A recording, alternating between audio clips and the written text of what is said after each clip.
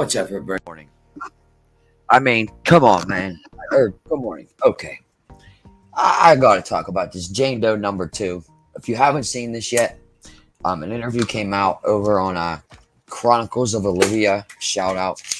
And Jane Doe #2. Supposedly, this girl that was at the party with that was at the party and saw Kyle. But anyways, let me go over this. So it first starts out where she talks about she's at the party with Kai. Also states she was with her senior guy friend that she clung to the whole time because it was her first party and I was scared to death. I want to start by asking you, do you remember your first party in high school? Were you scared to death clinging to somebody? Does that seem normal? Because I was excited to go to my first gathering with people I knew and were comfortable around. Maybe they weren't comfortable with everybody there. I mean, there's been a lot of parties, but I mean, like, you always have your group of friends there. Regardless, there's other schools or other people there. You always had your group of friends to be around, or I did at least. And we looked out for each other. Doesn't make sense. But one of the friends was a male, and he had soccer practice next morning. So we know one of the males is one was a senior, one was a junior, one was on a soccer team, and had practice next morning supposedly. Also, she went to Forest Charter with Kylie. Says Kylie was an amazing person. You know what I mean? And then she says she hung out with druggies that were always stoned. But I didn't know if Kylie was, because I didn't know her or talk to her. But you knew enough to be able to say she was an amazing person. I don't understand that. Claims 200 people were there. I mean, a local from Truckee has come on and said there's no way 300 people could ever fit at the sanctuary. So, again, I don't know. She did see Kylie before she left. Why does everyone see Kylie as they're leaving, it seems like? Everybody. Just weird to me. But she saw Kylie as she was leaving and did not see Sammy. So that contradicts Sammy's story that she was with Kylie the whole time. There was a lot of drinking, but this girl claims, she said there was a lot of drinking, but I didn't drink. I only drink in Spain. Huh? She only stayed a little bit due to the friend needing to get up early, but had soccer practice the next day, but says they went home and watched Netflix. Well, if you had to go to bed and had soccer, why did you go and watch Netflix? Anyways, maybe I'm crazy. Says they walked all around, and then says she didn't see Sammy due to not walking around. Everyone she talked to approached her.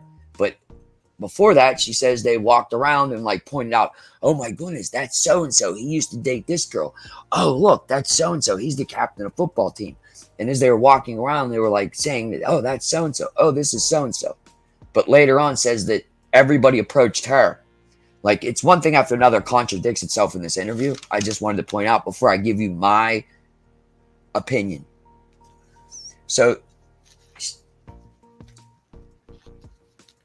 Jane Doe #2 talks about a group of kids on the side of the road trying to jump their car. But this person interviewing her does not ask her, well, was it a silver CRV? Was it Kylie's car? I mean, you could identify Kylie as Kylie when you were leaving the party, supposedly, and you saw her by herself as you left, but you couldn't identify her on the side of the road. That is concerning to me. And why didn't you ask this lady or this witness if the car they saw on the side of the road? Because they say after that, we don't have a description of this vehicle, but you have an eyewitness. Huh? What? How did you know they were trying to jump their car on the side of the road too? How did you know they were trying to jump it? You wouldn't just drive past the car and just know they were trying to jump it unless you what made you know they were trying to jump it? Was there another car there hooked with jumper cables on it? Did you see these kids hooking cables up to the open hood of their car? How did you know they were trying to jump their car? This just seems like this is a story to corroborate almost what has come out so far, and this is a way to put Sammy away from the scene of this, and this is playing into toxicology reports. So, anyways, she doesn't ask the question of what kind of car, what did it look like, Why didn't they get a description? But they have an eyewitness. Jane Doe says she sees Kiely as she left on the way to the vehicle. End of the video. She pulls out her saying Kiely drank a little bit and says, this is funny to me, that she says Kiely drank a little bit, but was so intoxicated. They're setting the stage for her to be drugged, man. For them to say she had Rufinol stuck in her drink. Sammy, it says they share drinks. So Sammy, when the toxicology reports come out and they see that Kiely has Rufinol in her system or whatever in her system, Sammy's going to be like, well, it didn't happen when I was here because I shared all the same drinks with her. See where this is going. And again, like the simple questions they didn't ask this lady, like what the car look like on the side of the road. They didn't care because they're just trying to corroborate the stories that came out so far. Understand?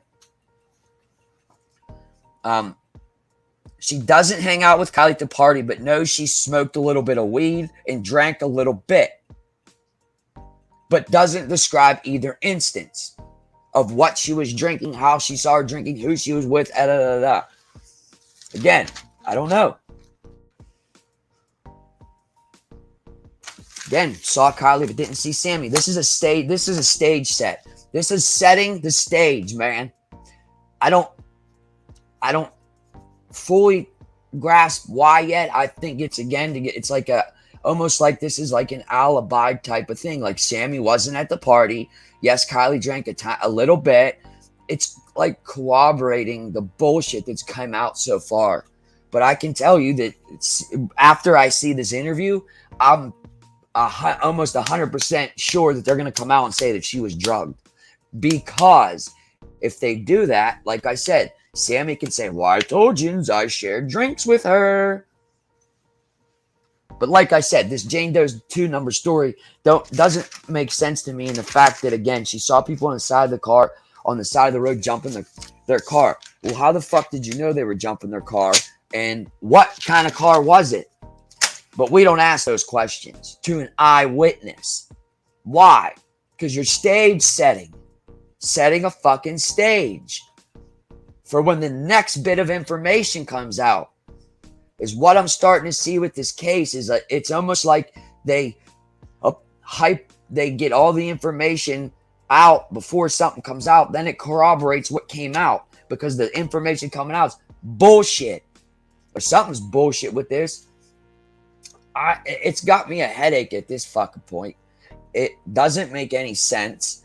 Like I said, these stories, these people coming out aren't making sense. Everybody sees Kiely as they were leaving the fucking party. What? So this eyewitness goes a little further to say there was a broken down vehicle. This witness also doesn't really say where this fucking party's at.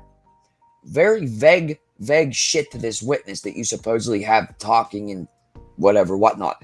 And then go watch the interview. It's half the interview is played from the person talking and the rest is her reading off text messages.